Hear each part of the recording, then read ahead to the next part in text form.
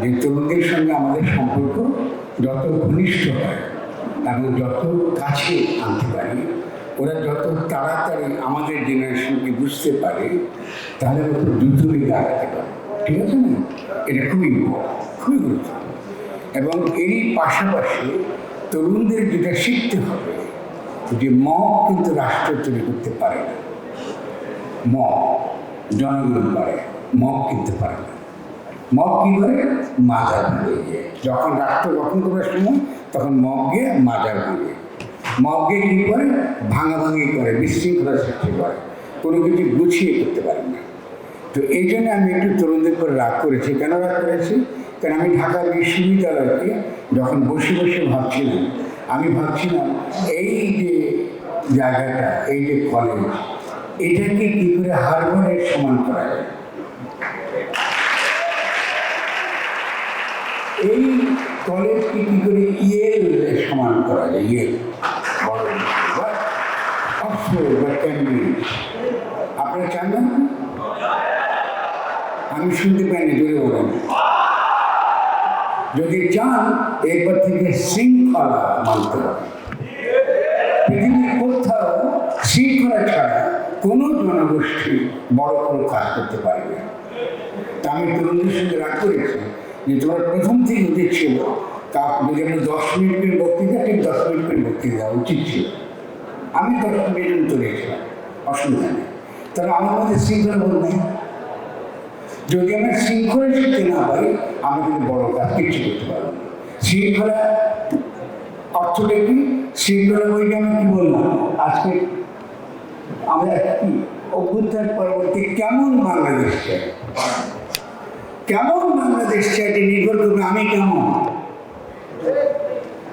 আমরা যখন গণ অভ্যুত্থান করেছিলাম তখন কিন্তু আমাদেরকে পরিকল্পনা করতে হয়েছে, যোগাযোগ করতে হয়েছে, ভাবতে হয়েছে, ফোকাস থাকতে হয়েছে। সুনির্দিষ্টভাবে আমাদের কী করতে হয়েছে? আমাদের দৃষ্টি নিবদ্ধ রাখতে হয়েছে। মানে যে শত্রুর প্রতি আমাদের সকলের চোখ একত্র নিবদ্ধ থাকতে হয়েছে। ফলে আমরা জয়ী হয়েছি, আর শেখ হাসিনা পালাতে বাধ্য হয়েছে। ঠিক না? তাহলে আগামী দিনে আমরা কী করব? এই যে প্রশ্নটা তুললাম, আমি কেমন বাংলাদেশ চাই, এটা নির্ভর করবে আপনি কেমন। খুব পরিষ্কার, যেমন প্রজা তেমনি কিন্তু রাজা। ভাববেন না যে শেখ হাসিনা একমাত্র দায়ী, আপনারা কিন্তু সমানভাবে দায়ী। তাহলে আগামী দিনে কী করতে পারবেন? এটা কিন্তু আমরা নিজেরা কী করতে চাই, আমরা কোথায় সুনির্দিষ্ট, আমরা কোথায় দৃষ্টিতে নিবদ্ধ, সেটা করতে পারলে আমরা খুব তাড়াতাড়ি অগ্রসর হব। ঠিক আছে? আর এবার আমরা কিছু প্রশ্ন আমি কিছু বিষয় পরে দ্রুত শেষ করার চেষ্টা করব। এই যে নিবদ্ধ হওয়ার কথাটা যখন বলছি, খেয়াল করেন, এই নিবদ্ধ রাখার প্রথম পথ হচ্ছে এই যে গণঅভ্যুত্থানটা ঘটে গেল, এটা কি বিজয় হয়েছে না হয়নি? মানে আমরা কি জয়ী হয়েছি? জোরে বলেন। এই কেউ কেউ বলতেছে হয়েছে, কেউ কেউ বলতেছে হ্যাঁ না না, আমরা জয়ী হইনি, আমরা ব্যর্থ হয়েছি। ব্যর্থ হওয়ার কারণটা কি? কেন আমরা এখনো কোনো একটা ঘটনা করলে আমরা ঝাঁপাই করি আবেগের দ্বারা কখনো কোনো বড় কাজ করা যায় না। তাহলে খুবই নিবদ্ধ থাকতে হবে আমার দেশকে কি অর্জন করতে চাইছি। গণ অভ্যুত্থানের মানে হলো পুরনো ব্যবস্থাকে উৎখাত করে দিয়ে নতুন ব্যবস্থার পত্তন। আমি আবারও করে বলি, গণ অভ্যুত্থান কথাটার মানে হলো জনগণ যখন উত্থিত হয়, জনগণ যখন দাঁড়ায়, তখন তাকে দৃশ্যমান দেখা যায়। এর আগে জনগণ কিন্তু দেখা যায় না নাকি। সে কী জন্য দাঁড়িয়েছে? সে একটা ফ্যাসিস্ট শক্তিকে উৎখাত করতে চায় এবং উৎখাতের মধ্যে দিয়ে সে একটা নতুন ব্যবস্থা পত্তন করতে যায়। তরুণদের ভাষায় সেটা হলো নতুন বাংলাদেশ। কারণ নতুন বাংলাদেশ গঠন করতে হবে, এটা আসল কাজ। কী করে গঠন করবো? আজকে যে আমাকে জিজ্ঞেস করি কী করে নতুন বাংলাদেশ গঠন করবো, কোন ধারণা আছে? কি করে করবেন? বুঝলাম, তত্ত্ব বললেন, করবেন কি করে? তা আজকে সকাল থেকে উঠে আমি আলোচনা করতে পারতাম। যে আমরা পরাজিত হয়েছি যেহেতু আমাদের অজ্ঞতার সুযোগ নিয়ে, আমরা যেহেতু রাষ্ট্র বুঝি না, আমরা রাজনীতি বুঝি না, আমরা আইন বুঝি না, অথচ আমরা এই বসে আছে কলেজ বুঝি না বলে আজকে শত্রু কিন্তু প্রতিবিপ্লব ঘটিয়েছে সংবিধানের নামে, আইনের নামে। আপনি বুঝতে পারেন না, আপনার ঘর থেকে আপনার সম্পদ যেটা আপনি জয় করেছিলেন, যার জন্য সাব্বির হাসান মনি শহীদ হয়েছে, আপনার কাছে তারা নিয়ে চলে গেছে। এখন ক্ষমতায় কারা আছে? কারা? আপনি কারা ক্ষমতায় আছে? সেনাবাহিনী। এবার বসে বসে দান করে মন্দিরের সব বান্ধব গানটা করে আর কান্নাকাটি করে। এইভাবে তো রাজনীতি হয় না। তরুণদের তো রাজনীতি শিখতে হবে, বুঝতে হবে রাজনীতি কি। তাহলে কেন এটা সাংবিধানিক বিপ্লব? সেটা হলো এই যে জনগণ যখন উত্থিত হয় জানায়, তখন এটাকেই বলে গণতন্ত্র। বুঝলেন? জনগণ দাঁড়িয়েছে, তাকে দৃশ্যমান গণঅভ্যুত্থানের মধ্যে দেশে রাস্তায় নেমেছে। আগের তাকে রাস্তায় দেখা যায়নি, এখন সে ঐক্যবদ্ধ। তার একটা সামষ্টিক ইচ্ছা এখন দেখতে পাচ্ছি সামনে, পরিষ্কার সামনে। সেই কিন্তু দাঁড়িয়ে যখন গেছে, তাকে যখন দেখা যাচ্ছে, এইটাকেই গণতন্ত্র বলে। এটাকেই গণতন্ত্র বলে। এই যে গণতন্ত্র, এর আইনি নাম কি? এর আইনি নাম হচ্ছে পপুলার সভরেনিটি, গণসার্বভৌমত্ব। জনগণের অভিপ্রায় পরম অভিব্যক্তি। এগুলো আমি শব্দ দিচ্ছি আপনাদেরকে, আপনাদের সংবিধানে আছে, আপনারা পড়েন না। এখন যদি বহু রকম কেচ্ছা গান আর এদিকে ওদিকে ঘোরান, তো কিছু বলেন না। তবে ভাই সেনাবাহিনী আপনাদের রাত্রে বের করে দেবে, ছাত্র লোকেই বলবে এই কোরআনদের জন্য দেশের এই দুর্দশা। বলবে না? বলবে কিনা বলবে? তাহলে আপনারা সতর্ক হচ্ছেন না। তাহলে তো আলোচনা করতে হবে, সারা দিন আলোচনা করতে পারি কি করে আমরা যেটা আমরা পরাজিত হয়ে কি করতে পারি না, এটাকে আমরা কি করে পূর্ণ করবো, এটাই তো আলোচনা বিষয়। আলোচনা করতে হলে প্রথমে আমাদের চিন্তার যে বিভ্রান্তি, আমাদের চিন্তার মধ্যে এসব দোষ, সেই দোষগুলো কাটাতে হবে। ঠিক আছে? সমস্যাটা পেয়েছি, সমস্যাটা হচ্ছে ফ্যাসিস্ট স্টেট সে নিজেকে হাজির রেখেছে সংবিধানের মধ্যে। শেখ হাসিনা সংবিধানের মধ্যে এই রাষ্ট্রটা হাজির ছিল। এখন আপনি গণঅভ্যুত্থান করার পরে কি করেছেন? আপনি সেই সংবিধানের যিনি ফ্যাসিস্ট প্রেসিডেন্ট শেখ হাসিনা যারা নিয়ে যেত, তার কাছে তাকে শপথ নিয়েছেন। তারা বলেছেন আমি এই শেখ হাসিনার সংবিধান ঊর্ধ্বে রাখবো। বলছেন আপনি দেখেন কি বলেছে? আমি শেখ হাসিনার প্রণীত সংবিধান আমি রক্ষা করিব। আপনাদের করতে দিয়েছেন তো, তখন প্রতিবাদ করেন না কেন? আমি একা প্রতিবাদ করতে হচ্ছে কেন? তার মানে আপনার মুখে যেটা বলেন, মনে যেটা বলছেন, এটা কি করে অর্জন করতে হবে তার প্রতি আপনাদের কোনো দৃষ্টি নেই। আপনারা এদিক ওদিক চলে যাচ্ছেন। পৃথিবীর কোথাও কোনো জায়গায় উচ্চতর জায়গায় পৌঁছাতে পারিনি যখন সে ফোকাস দৃষ্টি নিবদ্ধ থাকে না সেনাপতির মতন, যোদ্ধার মতন, যে এইটা আমি জয় করবো, আমি এই উৎখাত করবো শেখ হাসিনাকে, সঙ্গে সঙ্গে তার ব্যবস্থাকে উৎখাত করবো। ও বইটি বানিয়েছে, আপনার লাভ শুনে গেছে। ওদের ঠিকই করে আমি এখন আমি বাংলাদেশের প্রধানমন্ত্রী বলতেছে, ওর ছেলে বলতেছে, ও বলতেছে। আপনারা কেউ শেখ হাসিনা পদত্যাগ করেছে এটা কাগজটা দেখছেন তো? দাবি করছেন এখানে চুপকে দেখো নিয়ে বসে আছে ক্ষমতা, কাগজটা দেখো এই শিক্ষকে পদত্যাগ করেছে। আর যারা ওখানে আছে সেনা প্রধান বলুন কি যারা ক্ষমতায় যেই থাকে, ব্যক্তি প্রতি আমার কোনো আক্রোশ নেই, যারাই থাকে ক্ষমতায়, ওদেরকে বলে দেখেন আমাকে পদত্যাগ করতে, কোথায় তিনি পদত্যাগ? আপনি বুঝেছেন ষড়যন্ত্রের কথা বলুন। তাহলে এইটা যদি আমরা না খেয়াল করি, তাহলে কদিন পরে যে কোনো মুহূর্তে চুপুর তাঁর যে স্বাক্ষরের দ্বারা কিন্তু এই সরকার বাতিল হয়ে যাবে। কেন? উনি কিন্তু এখন প্রেসিডেন্ট,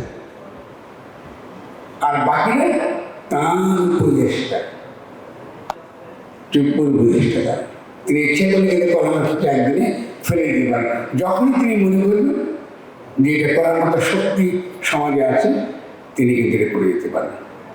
এবং তার যে শক্তির যারা ভিত্তি, তার যে শক্তির যারা ভিত্তি, তার মধ্যে প্রথম হচ্ছে পুলিশ। পুলিশে কি গেছে না? পুলিশে কাজে গেছে, কাজে যায়নি। আইনশৃঙ্খলা রক্ষা করতে পারবেন পুলিশ? আচ্ছা, পুলিশের কাছে কি অস্ত্র আছে? কিছু অস্ত্র চলে গেছে, আর বহু অস্ত্র আছে, এবং বহু অস্ত্র বাইরে থেকে আসছে।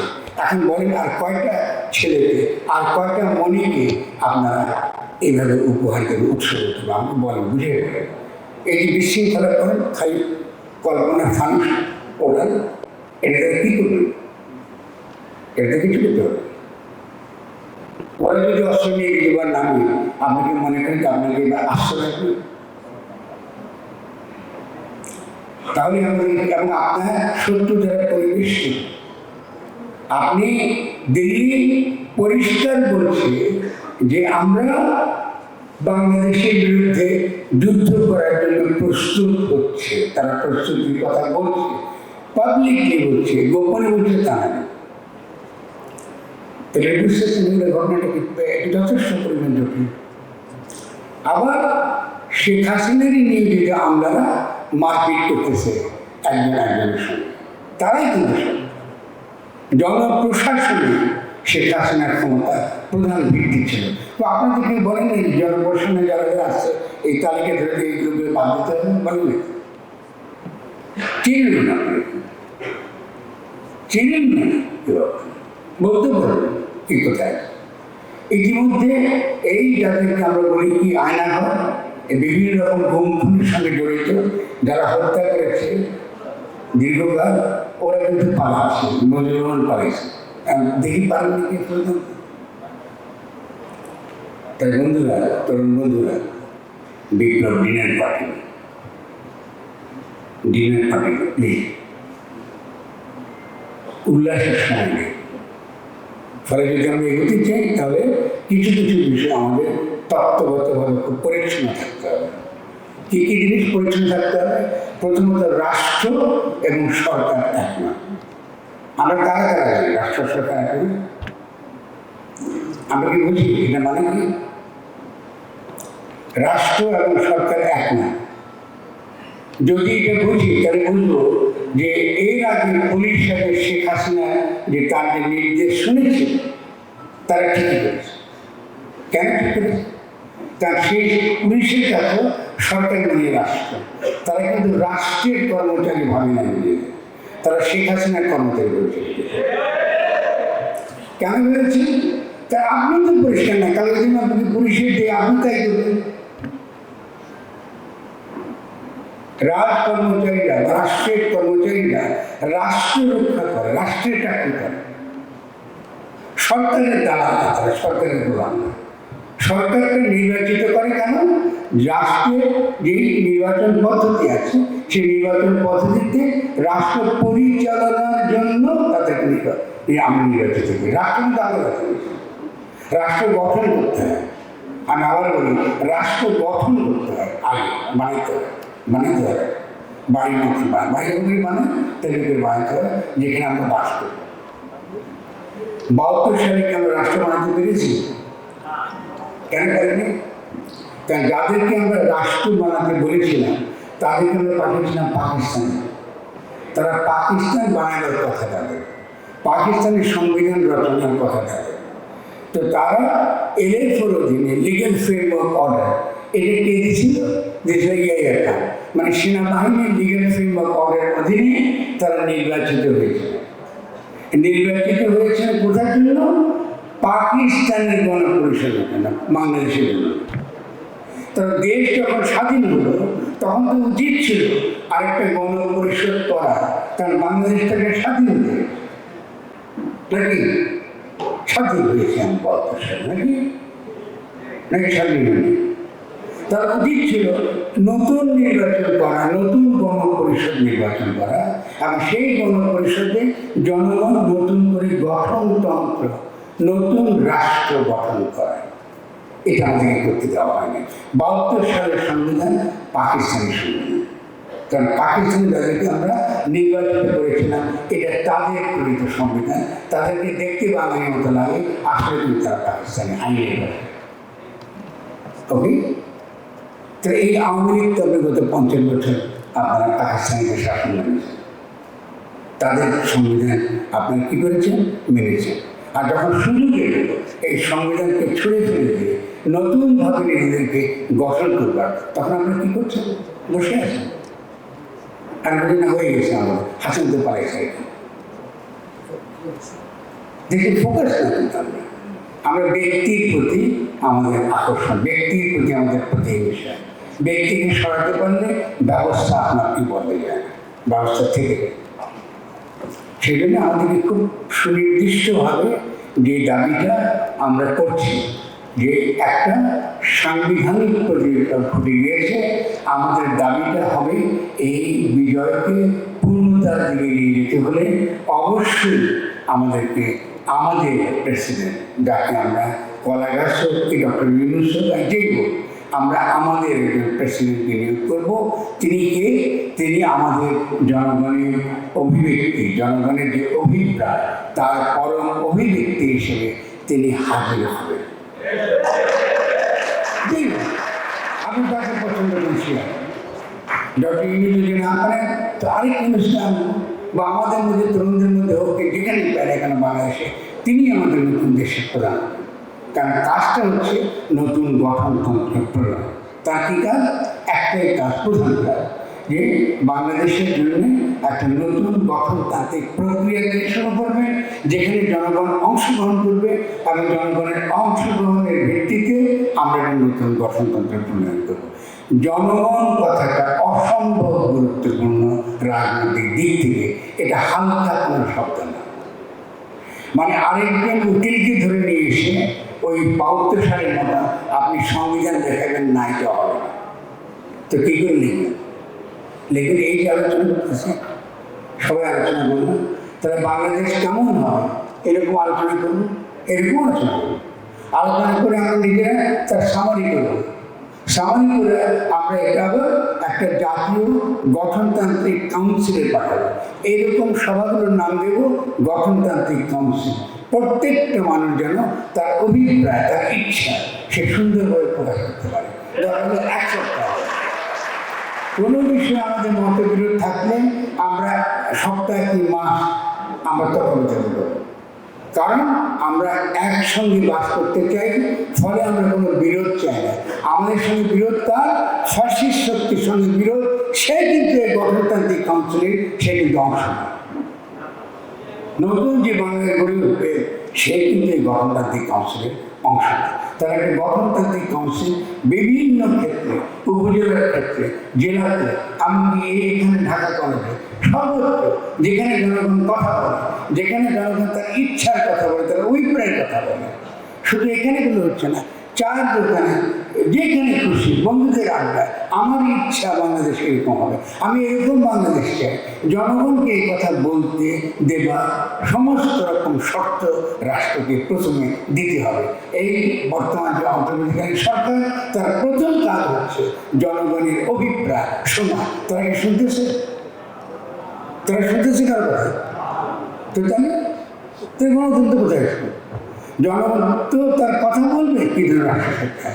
তাহলে প্রথম যে তার উচিত হবে জনগণ কি চায় আগে তাদের কাছে কথা শুনে।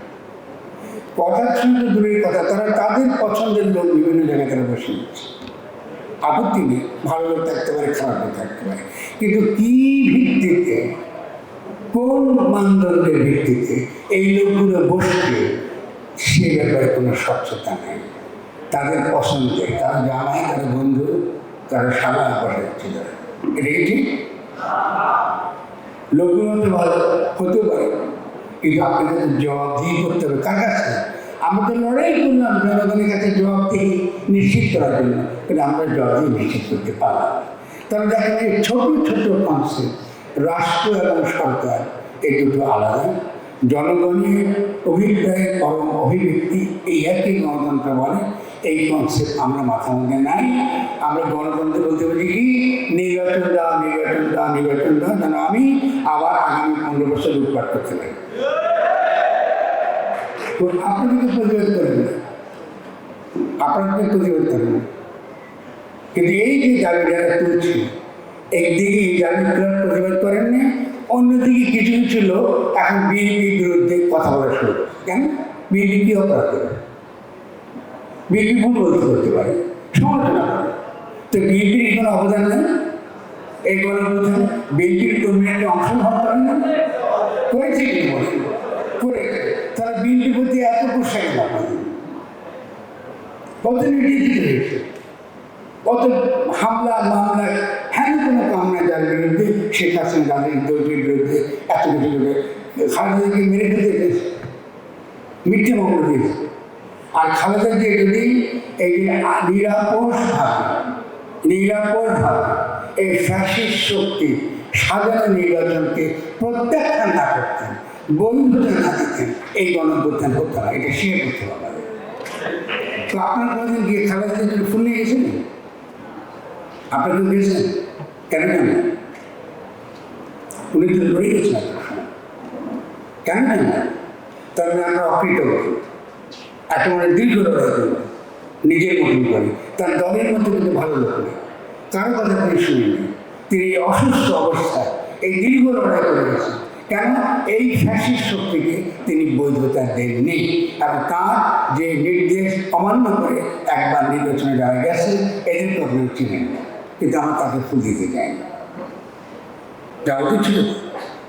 তাহলে এই যে দেখেন আমাদের অন্যায়, যখন আমরা যার যে অবদান যদি সেই জন্য তাকে আমরা স্বীকৃতি না দেয়, এটা কিন্তু অন্যায়। বহু মানুষ আপনার ছাড়া বহু মানুষ দেশ ত্যাগ করেছে, বিদেশে বসে বসে বিভিন্নভাবে ইউটিউবের মাধ্যমে, প্রচারের মাধ্যমে, ক্যাম্পেইনের মাধ্যমে আপনাদেরকে উজ্জীবিত রেখেছে। তাদেরকে তো আপনার বিকৃত করা পারেন। এই সরকারকে বলেন না যে এদেরকে স্বীকৃতি দিতে হবে, এরা আমাদের গুরুত্বপূর্ণ ভূমিকা পালন করেছে, এদেরকে আমরা কৃতজ্ঞ পালন করি। তাহলে যখন আমরা এটা করি না, তখন কিন্তু আমাদের এই রাষ্ট্র গঠনের প্রক্রিয়াটা মারাত্মকভাবে দুর্বল হয়ে যায়, এবং সত্য কিন্তু প্রবেশ করতে শুরু করে, বিভিন্নভাবে সে প্রবেশ করতে শুরু করে। ঠিক আছে? এখন তার পাশাপাশি কিন্তু ক্যান্সার, আমরা গুমঘর থেকে আমাদের অত্যন্ত প্রিয় আজমির সাহেব জেনারেল, অত্যন্ত শ্রদ্ধাবাদ, আমি তাকে পছন্দ করি। তিনি বেরিয়ে এসে আমরা একটা কথা বললেন, যে কথাটা কিন্তু এই মুহূর্তে আমাদের মধ্যে বিশৃঙ্খলা তৈরি করে। এইটা বলার কোন দরকার ছিল না, যে রবীন্দ্রনাথের জাতীয় সঙ্গীত আমরা এখন চাই না, এটাকে বলার সময় না। এটা কি প্রবলেম আমাদের জন্য? জাতীয় সঙ্গীত হতেও পারে, আমরা জাতীয় সঙ্গীত নাও যেতে পারি, সমস্যা নেই। কিন্তু রবীন্দ্রনাথ কী হয়েছিল? রবীন্দ্রনাথ একটা হিস্ট্রির অংশ। আমাদেরকে বাংলা ভাষায় কথা বলতে দেওয়া হয়নি, আমাদেরকে রবীন্দ্রসঙ্গীত গাইতে দেওয়া হয়নি। এটা ভুলে যাবো কিসে? যদি ভুলে যায় তাহলে কী হবে? আমি কিন্তু আমার ইতিহাস ও ঐতিহ্য থেকে সরে যাব। রবীন্দ্রনাথ ব্রাহ্মণ ছিলেন, ব্রাহ্মণ, উনি একত্ববাদ বিশ্বাস করতেন, উনি পৌত্তলিক ছিলেন। যে যেসব মুসলমানরা রবীন্দ্রের বিরোধী, ও জানেই না একত্ববাদকে, তার এই যোগ্যটা এটাও কিন্তু পারস্যের যোগ্যা, পারস্য থেকে আনা। উনি যদি একটু আরবি ভাষী লিখত তার ভাষার মধ্যে, যেহেতু একটা বিশেষ সম্প্রদায় জন্মগ্রহণ করেছে, ফলে সংস্কৃত প্রধান শব্দ বেশি তার বৌদ্ধের মধ্যে গানের মধ্যে যদি আরবি ভাষা বেশি থাকতো, তো উনিকে আমরা বাংলাদেশে নিয়ে বলতাম। তো রবীন্দ্র কী দোষ করছে? সেটা ঐতিহ্যের অংশ ভাই, নজরুল আমার ঐতিহ্যের অংশ, রবীন্দ্রনাথ নজরুলটা বাদ দেন, ডিএল রায় তোমার ঐতিহ্যের অংশ। চিটাগাঙে কী দেখেছেন? ছেলেরা গান গেছেন, সকল দেশের চেয়েছেন, আমার দেশের বাংলাদেশের গান করেছেন, ডিএল রায়। আমার আবেগের সঙ্গে, আমার স্মৃতির সঙ্গে যেটা জড়িত, ভালো মন্দ মিশিয়ে, সেটা অবশ্যই আমার অংশ। তো নজরুল কি মুসলমানকে মাফ করে দেবো? ও কি কালীর উপর গান লেখেন? বলতো লেখছে কি না? লেখছে। উনি কীর্তন লেখেন, লেখছে। তো আমি নজরুলকে ফেলে দেয়? এগুলো কী ধরনের চিন্তা? রাষ্ট্র কী করে গঠন করবেন যখন আমরা ঐতিহ্যের সঙ্গে কোনো সম্পর্ক নেই, ইতিহাসের সঙ্গে কোনো সম্পর্ক নেই, বারবার ইতিহাসটা কাটে দেন আপনারা, এই যে ছুরি দিয়ে কাটে দিয়ে রক্তাক্ত করে ফেলেন, কিন্তু তরুণদেরকে এসব ক্ষেত্রে বিভ্রান্ত উচিত নয়। ব্যাপারে আপত্তি করে যখন বলেছিলাম, আমি খুব খুশি হয়েছি যে জামাতে ইসলামী পরিষ্কার করেছে যে আজমি সাহেব আমাদের দলের কেউ না। আমি জামাতকে প্রশংসা করি, জামাতের যে এই যে বিচক্ষণতা আছে, এই বিচক্ষণতার জন্য আমি জামাতকে প্রশংসা করি। যে এইটা আমাদের এখনকার টপের বিষয় হতে পারে আগামী দিনে। কেউ যদি ভালো একটা গান লিখে বলে হতে পারে, এটা তো আমি তার মধ্যে ভুলে যাবো না, থাকবে ঐতিহ্য। তাহলে ঐতিহ্য রক্ষা করার দেখেন কত গুরুত্বপূর্ণ। ঐতিহ্য ভুলে গেলেই ফ্যাসিস্ট হবে সমাজ। যখন ঐতিহ্য ভুলে যাবে সমাজ কিন্তু ফ্যাসিস্ট হয়ে যাবে। স্মৃতি ধ্বংস হলে তারা ফ্যাসিস্ট হয়ে যায়, ভুলে যায় ইতিহাস, তার মনে থাকে না। তখন শেখ মুজিবের বিরাট বিরাট মুরেল হাজির হয়ে যায়। হিস্ট্রি আপনি ভুলে যান, শের বাংলাকে ভুলে যান, মাওলানা হাসানিকে ভুলে যান, 69 গণঅভ্যুত্থান ভুলে যান, সিরাজ খানকে ভুলে যান, সকলকে ভুলে যান, সিরাজ সিদ্দিককে ভুলে যান, আব্দুল হককে ভুলে যান, আব্দুল মতিনকে ভুলে যান। এই নামদের রানি তরুণরা কিছু না। যখন ভুলে যাবেন অবশ্যই ফ্যাসিস্ট শক্তি আবার সামনে আসবে। ফলে স্মৃতি রাষ্ট্র গঠনে অত্যন্ত মৌলিক একটা উপাদান, মনে রাখতে হবে, ভুলে যাওয়া যাবে না। ঠিক তেমনি রবীন্দ্রনাথকে মনে রাখতে হবে, তিনি আমার ইতিহাসের অংশ, তাকে জোর করে কেটে ফেলা যাবে না। 2 নম্বর হলো, কারণ তার ভাষাতে আমি একা কথা বলি না, তার ভাষাতে সারা দুনিয়া বাংলাভাষীরা বলে, পশ্চিম বাংলার বাঙালি বলে, আসামের বাঙালি বলে, এই বিহারের বাঙালি বলে। তার তিনি হলেন আমাদের আঠার মতন, 18 দিন আঠা মতন লেগে থাকে সবগুলো বাঙালি। লেগে থাকে আমার কী সুবিধা? আমার নিরাপত্তার জন্য সুবিধা। দিল্লি আমার উপর অপচক্কর করতে পারে না। তাহলে ন্যাশনাল সিকিউরিটির কোশ্চেন জড়িত রবীন্দ্রনাথের সঙ্গে। এটিকে বলে রাষ্ট্র গঠন সংক্রান্ত চিন্তা। ঠিক আছে, এইগুলো যত ডিপলি আমরা চিন্তা করবার পারবো, ততই কিন্তু আমরা কী করবো, আমরা গভীরে চলে যাবো। আমি আবার সময় নিয়ে নিচ্ছি বেশি, আর সরি আমি আরেক দুটো করবো। রাষ্ট্র যখন গঠন করতে যাব তখন কিছু এই যে আমরা এটা বলি না, এটা কলেজ বলি, আমরা এটা কোনো ইউনিভার্সিটি বলি না, বিশ্ববিদ্যালয় ইংরেজি ইউনিভার্সিটির অনুবাদ। ইউনিভার্সিটির কথাটা হচ্ছে সার্বজনীনতা, ইউনিভার্সাল নলেজ, যেখানে কি সার্বজনীন জ্ঞান উৎপাদিত হয়, এটিকে বলি ইউনিভার্সিটি। বিশেষ জ্ঞান না, সার্বজনীন জ্ঞান, যেখানে বুদ্ধি প্রজ্ঞা সে কী করে এমন একটা জ্ঞান হাজির করে যা সকলের জন্য গ্রহণযোগ্য। তাহলে ইউনিভার্সিটি হতে হলে আমাদের সকলের জন্য গ্রহণযোগ্য জ্ঞান আমাদেরকে তৈরি করতে হবে। তাহলে আমাদের আগামী দিনে রাষ্ট্র যদি গঠন করতে চাই, তাহলে আমাদেরকে সার্বজনীন জ্ঞান কী করে উৎপাদিত হয়, কী করে তৈরি করতে হয়, এবং তার ভিত্তিতে বিভিন্ন মানুষকে কী করে আমরা ধরে রাখতে পারি একসঙ্গে। এই যে ধরে রাখতে পারা একসঙ্গে, এটাকে রাজনৈতিক ভাষায় বলা হয় রাজনৈতিক জনগোষ্ঠী, পলিটিক্যাল কমিউনিটি। রাজনৈতিক জাতিবাদী না, রাজনৈতিক জনগোষ্ঠী। আমরা একটা রাজনৈতিক জনগোষ্ঠী হলে আমাদের বিভিন্ন মতের, ঠিক আছে, বিভিন্ন ধারা, বিভিন্ন স্রোতের, ঠিক আছে, বিভিন্ন নৃতাত্ত্বিক জাতিসত্তার বহু লোক থাকবে। মান্দি থাকবে কি, চাকমা থাকবে কি, রাজবংশী থাকবে কি, বাঙালি থাকবে, কিন্তু সকলে মিলে আমরা কি, আমরা একটা রাজনৈতিক জনগোষ্ঠী। It's a political community. জাতিবাদ না, জাতিবাদ না। জাতিবাদ থাকলে রাষ্ট্র গঠন করতে পারবেন না। হানাহানি করবে কেন? আপনি বলেন আমি না মুসলমান, বলে মুসলমান একটা জাতি, এটা বলুন। আরেকজন বলবেন না আমি সেকুলার, আমি এটা মানব না, তো মারপিট করতেই থাকবে। ঠিক তেমনি যদি আমরা ইসলামী জাতিবাদ হই, তাহলে কিন্তু বাঙালি জাতিবাদও থাকবে। আর যদি বাঙালি জাতিবাদ হই, তাহলে কিন্তু ইসলামী জাতিবাদও থাকবে। দেখেন মতো থাকবে, দুটি কিন্তু একই মেয়েদের এপিটার ওপে। তাহলে আগামী দিনে রাষ্ট্র গঠন করতে হলে আপনাকে সকল প্রকার জাতিবাদের বিরোধিতা করতে হবে এবং সার্বজনীন দিকটা আনতে হবে। ইসলামের সার্বজনীন দিকটি বাংলা ভাষা, বাংলা সংস্কৃতি কিংবা দীর্ঘ হাজার বছরের ইতিহাসে তার কোনো সার্বজনীন দিক আছে কিনা এটাও অনুসন্ধান করতে হবে। সমস্ত কিছুকে মিলিয়ে আমাকে একটা রাষ্ট্র গঠন করতে হবে। রাষ্ট্র গঠন করাটা একেবারে আইনি ব্যাপার, এটা ভুল। সংবিধান লিখলে রাষ্ট্র গঠিত হয় না। তাহলে যখন আমরা এই সমস্যাগুলোর সমাধান করতে পারবো, তখন আমরা বলবো আমরা একটা রাষ্ট্র গঠনের দিকে যাচ্ছি। এখন খেয়াল করেন, মাজারগুলো ভাঙতেছেন, দেখতেছেন না? কারা ভাঙতেছে? এরা কারা? এরা কি আসলে ইসলামের বেশি বেশি ধরনই আমাদের ইসলাম কি এটা আছে কি মানান হয়ে গেলেন? আপনি মাজার সম্পর্কে সমালোচনা করতে পারেন, আপনি ফতোয়া দিতে পারেন, আপনি নিন্দা করতে পারেন, না না এটা আমাদের ইসলামতে নাই,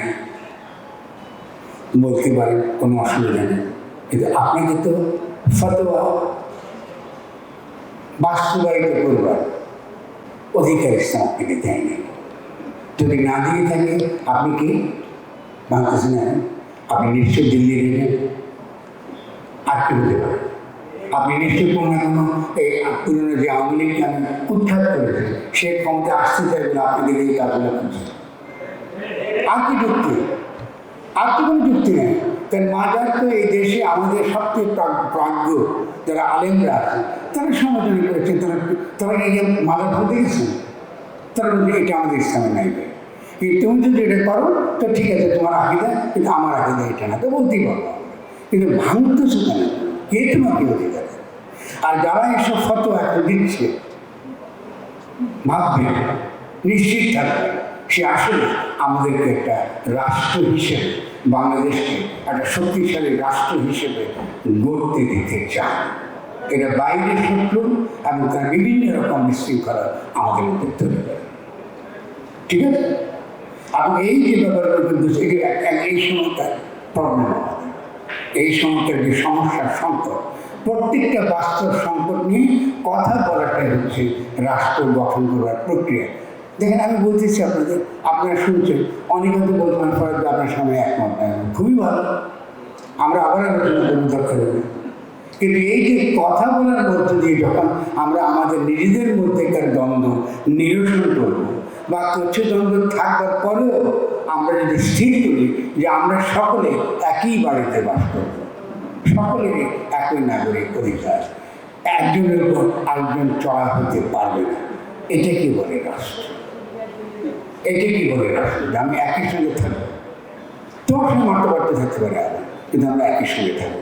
একই সঙ্গে থাকার জন্য যে সকল আইন দরকার, একই সঙ্গে থাকার জন্য যে ধরনের সম্পর্ক দরকার, একই সঙ্গে থাকার জন্য যে ধরনের অর্থনৈতিক নীতি দরকার, শ্রমনীতি দরকার, বা যে কোনো বিভিন্ন প্রকার নীতি, সামাজিক নীতি দরকার, এটা আমরা একসঙ্গে বসে ঠিক করবো। এই তো রাষ্ট্রের পথে আমরা করার কথা আমরা এগিয়ে যাই। তো আমি যে ধরনের রাষ্ট্রের স্বপ্ন দেখি বা তৈরি করব, তার সম্পর্কে দুই লাইন বলে শেষ করতে হবে। আমি যে রাষ্ট্র করব ওটা খুব সহজ, খুবই সহজ। সেজন্য আমি লিখবো যে আমার যে গঠনতন্ত্র তৈরি করবো, সেখানে অনেক কিছু থাকবে, ওটা এখন আলোচনার দরকার নেই। আমি তিনটে জিনিস রাখবো। প্রথম হলো, রাষ্ট্রের কোনো অধিকার থাকবে না ব্যক্তির স্বাধীনতা হরণ করা এবং ব্যক্তির মর্যাদা ক্ষুণ্ণ করা। আপনাকে আমি রাষ্ট্রের কোনো অধিকার থাকবে না। হাসিনা হোক যে হোক, নতুন কি যে ইউনুস হোক, তিনি এমন কোনো আইন করতে পারবেন না যাতে ব্যক্তির অধিকার হরণ হয় এবং ব্যক্তির মর্যাদা ক্ষুণ্ণ হয়। এটা করতে পারবে না রাষ্ট্র।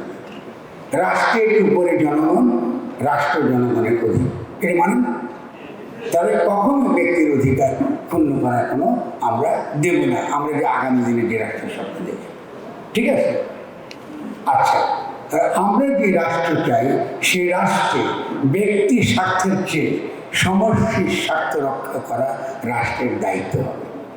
ব্যক্তির স্বার্থের চেয়ে সমষ্টির স্বার্থ রক্ষা করা রাষ্ট্রের দায়িত্ব হবে। 2 নম্বর, একমত নাকি? খালি ব্যক্তি করবেন, সমষ্টি কোনো শান্ত থাকবে না। অন্ন, বস্ত্র, শিক্ষা, স্বাস্থ্য, বাসস্থান, গরিব মানুষ খাইতে পারবে না, এরকম চান?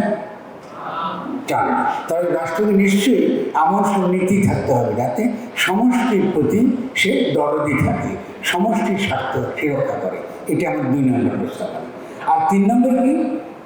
রাষ্ট্র প্রাণ, প্রকৃতি, পরিবেশ, প্রাণ বৈচিত্র্য এবং সুসৃষ্ট জ্ঞান ঐতিহ্য ধ্বংস করতে পারবো না, আমার পরিবেশ ধ্বংস করতে পারবো না। যে নদীতে বীজ দিবা, জলাশয়ে বীজ দিবা, বীজ দিয়ে সমস্ত মাছ মারে ফেলবা, আমার কোনো খাদ্য সংস্থান থাকবে না, পুষ্টির সংস্থান থাকবে না, এটা হতে পারবে না। আমার মাটি নষ্ট করবা আধুনিকতার নামে, টেকনোলজির নামে, না, এটা করবে না। তারা রাষ্ট্র প্রাণ, প্রকৃতি, পরিবেশ, প্রাণ বৈচিত্র্য এবং সংশ্লিষ্ট জ্ঞান ও ঐতিহ্য ধ্বংস করতে পারবে না। তিনটে খুব সহজ।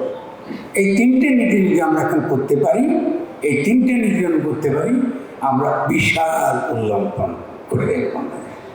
বাকি যা কিছু রাষ্ট্রকে নিয়ন্ত্রণ করবার, আমাদের নিয়ন্ত্রণ করবার, বিদেশি শক্তিকে নিয়ন্ত্রণ করবার, কর্পোরেশনগুলোর মুনাফা নিয়ন্ত্রণ করবার নীতি তিনটা। দেখেন কত সহজ। আমরা যত আলোচনা করবো আরও সহজ হয়ে যাবে। আমরাও বুঝবো যে কেন এটা দরকার, কেন প্রাণ, প্রকৃতি, প্রাণের বৈচিত্র্য রক্ষা করা জরুরি, এগুলো আমরা বুঝবো। কেন ব্যক্তির অধিকার রাষ্ট্র হরণ করতে পারবে না, এটা আমরা বুঝবো। ঠিক আছে? আর এটার সঙ্গে যুক্ত কী ধরনের পুলিশ আমরা তৈরি করবো, কী ধরনের পুলিশে আমরা ব্যবস্থা চাই। এখন যে সেন্ট্রালাইজ এই পুলিশি ব্যবস্থা আছে, আমরা এখান থেকে বেরিয়ে আসতে পারি। আমরা ডিসেন্ট্রালাইজ হতে পারি, স্থানীয় সরকারকে শক্তিশালী করবো। ওটা নিয়ে আমি আজকে আর আলোচনা করছি না, কিন্তু আমরা মনে করি যে এই তিনটা নীতিগত দিক যখন মাথার মধ্যে রাখবেন এবং রাষ্ট্র এবং সরকারের পার্থক্য এটা যখন আপনারা আলাদা করতে শিখবেন এবং নিজের লক্ষ্যটা এক সুনির্দিষ্ট ফোকাস থাকবেন, আমরা কিন্তু আমাদেরকে পৃথিবীতে কোনো শক্তি নেই আমাদেরকে ঠেকাতে পারে।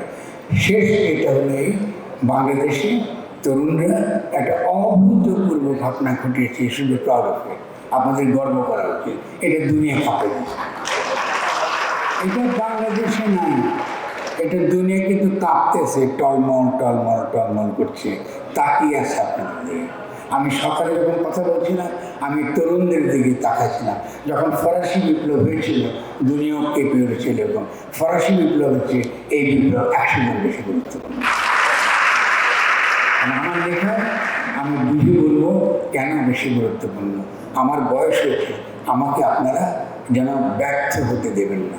এই যে প্রত্যাশা, এই যে আশা, এই আশাটা নিয়ে আপনারা দাঁড়ান। আমরা দুনিয়াকে দেখা দেবো বাংলাদেশ কি জিনিস, আমাদের বাঘের বাচ্চারা কেমন।